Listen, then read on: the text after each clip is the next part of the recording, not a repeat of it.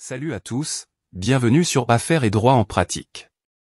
Aujourd'hui, plongeons dans le monde juridique en explorant l'article 3 du Code des obligations civiles et commerciales du Sénégal.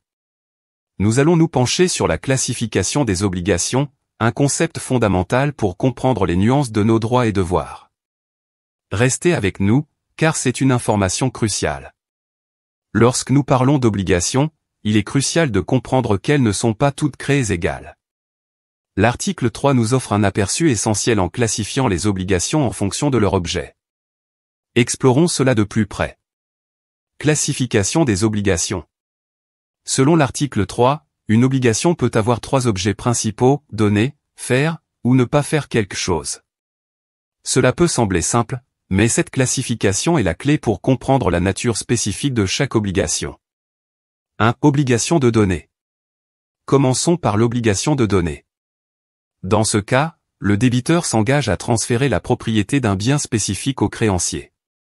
Par exemple, un contrat de vente où une personne s'engage à transférer la propriété d'une voiture à une autre en échange d'une somme d'argent. 2. Obligation de faire. Ensuite, nous avons l'obligation de faire. Ici, le débiteur s'engage à accomplir une action spécifique envers le créancier.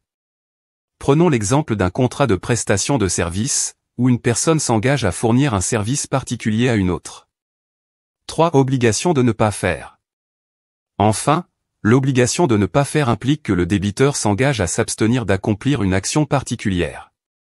Un exemple courant est celui des clauses de non-concurrence dans les contrats d'emploi, où un employé s'engage à ne pas travailler pour un concurrent pendant une période spécifiée après la fin de son emploi. En résumé, comprendre la classification des obligations selon l'article 3 est essentiel pour démêler la complexité du monde juridique.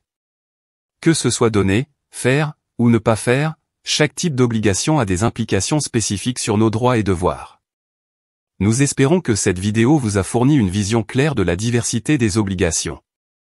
N'hésitez pas à laisser vos questions ou suggestions dans les commentaires.